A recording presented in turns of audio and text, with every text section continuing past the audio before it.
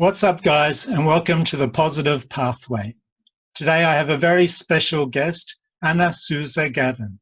Ana Sousa Gavin is a storyteller, coach, and managing director of Organic Storytellers.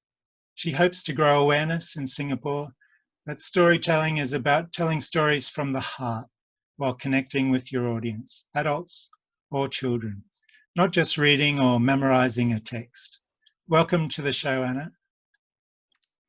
Hi, Stuart. Thank you for inviting me. It's my pleasure.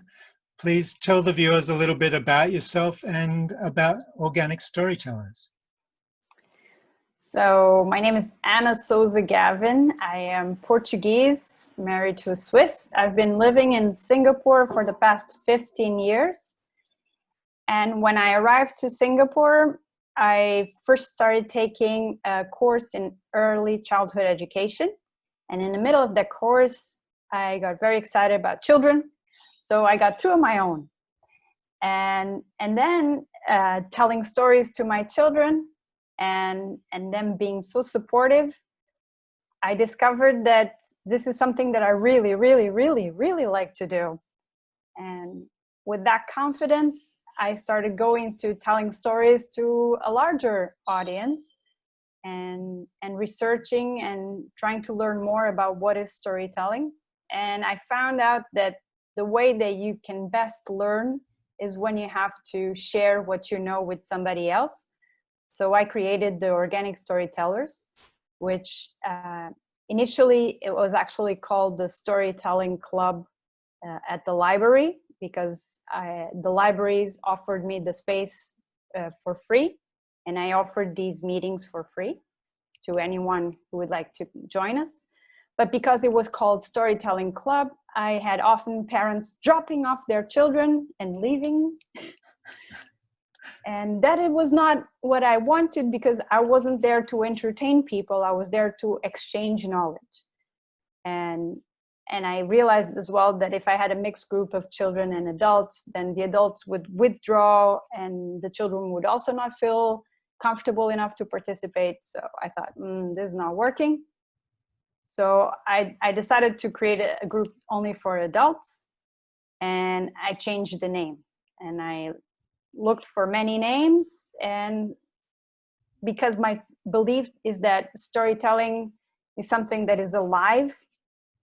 It's not something that you memorize and then throw to your audience. It's something that is about reacting to your audience in the moment and sharing emotions and sharing values from yourself. So organic for me was the best word, and then Organic Storytellers came about. And then I've been doing these meetings since 2016. And then a few months ago, a school invited me to come and give a course to children, to their students. And of course I said, yes, let's go. And I started teaching them. And then came the time that they were supposed to pay me. And we were all so excited that we hadn't discussed the formal details of how this would happen before I started. So once I had started, it was too late.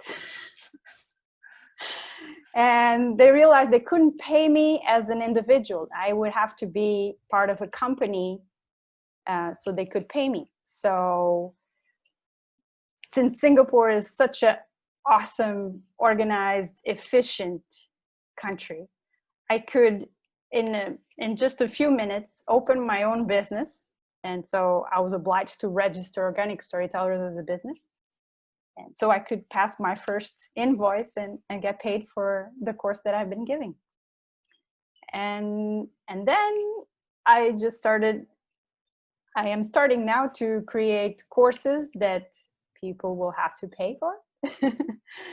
But I will continue as well with the free events that we have, because I believe that the more people that get interested about storytelling, the better. I think when we are telling stories, we are developing our empathy, and we are becoming better listeners, and we are contributing in a small way to world peace, I hope. Fantastic. Now, what positive strategies do you advise your students? For example, I imagine it's fairly important to have a good self-esteem and to be confident for storytelling. So standing in front of an audience is something that is nerve-wracking because it's putting a person on the spot and becoming very self-conscious. And yes, we have to keep telling ourselves, this is great and everyone here is our friend. So that's what I tell my storytellers. Just look at your audience and imagine you know each and every one of them and they're all your friends. And you're there just to share a story with them. You're offering them a gift and they're very happy to receive it. So it's a lot of helping them to tell themselves positive messages, to calm down and to enjoy the moment. Because if they are enjoying the moment, then the audience would also be enjoying. Very true. And at the end, when we always go back to, oh, this didn't go well, oh, that didn't go well, I always do a debrief with my storytellers, tell them, just focus on what went well and celebrate that. Because that's what you should do right after a show. You shouldn't be looking at what you could improve. No, you should just celebrate what went well and feel happy. And then later on, if we need to redo a show, then we think about what to improve. And this I learned, it's called self-care. And I learned at HCAC with Camille. Fantastic.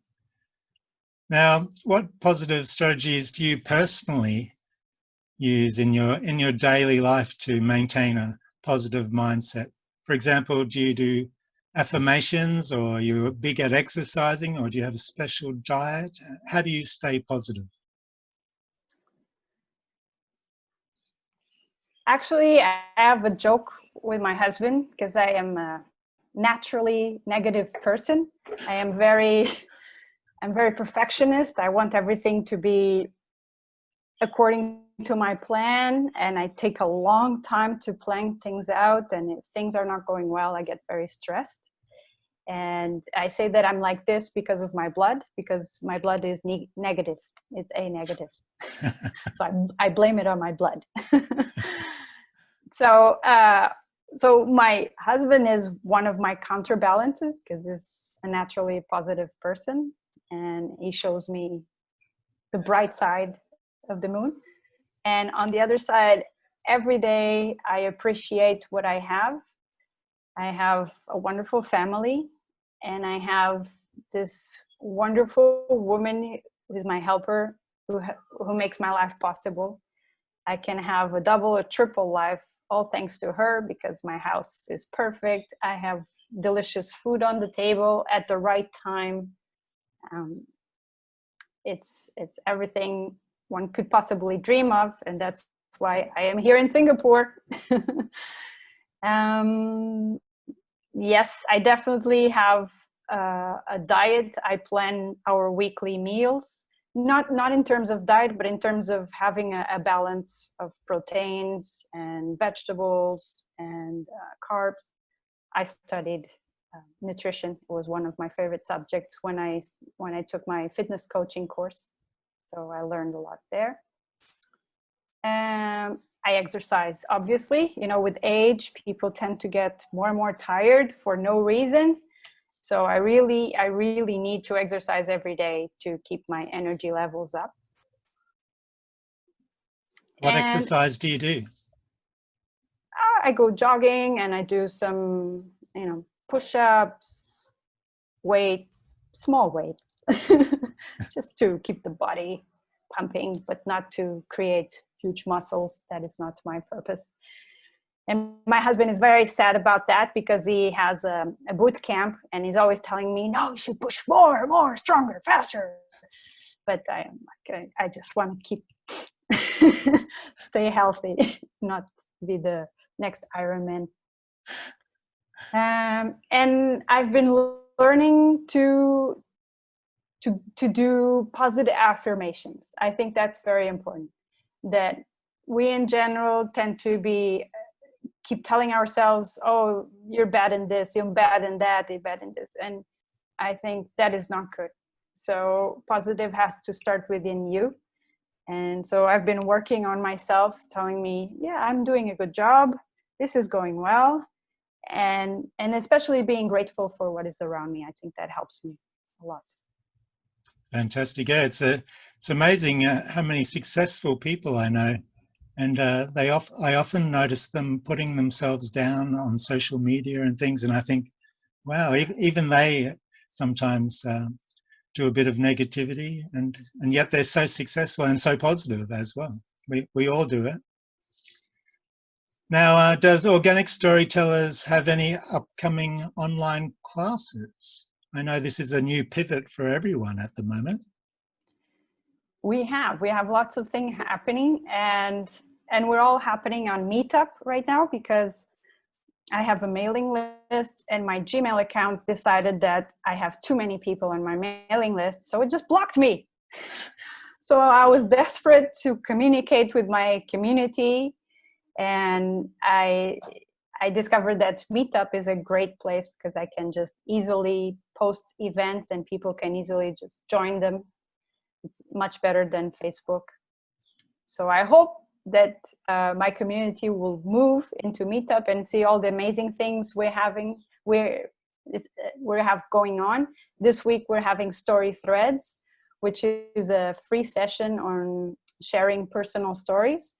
And on each session we have 2 themes to share stories about, and we have a storytelling skill to work on. So I'll give short tips on what we can improve, and when you're sharing your personal story, you can try and improve on that. It's not a workshop, it's a practice. Like if you would go to the gym to work out, you come to Story Threads to work out your brain, to work out your storytelling skills. And I have a beginner course starting in July for adults, and a beginner course for children starting in next week in June. And I have a fantastic storytelling session for children coming up on the 4th of July with Adventure Tales. And this is also a free event. They'll have a lot of free things. Wow, that sounds fantastic. And thank you so much for your insight today, Ana. And I'll make sure that there'll be a link in the description if anyone wants to know anything more about organic storytelling. Organic Storytellers, and if they want to contact you, Ana. And thank you so much for coming on the show today. I'm very grateful. So thank you. Thank you, Stuart. It was all my pleasure. Thank you. Thank you. So that's all for the show today, folks. And if you like this video, please remember to subscribe to the channel, and remember to respect one another. Respect.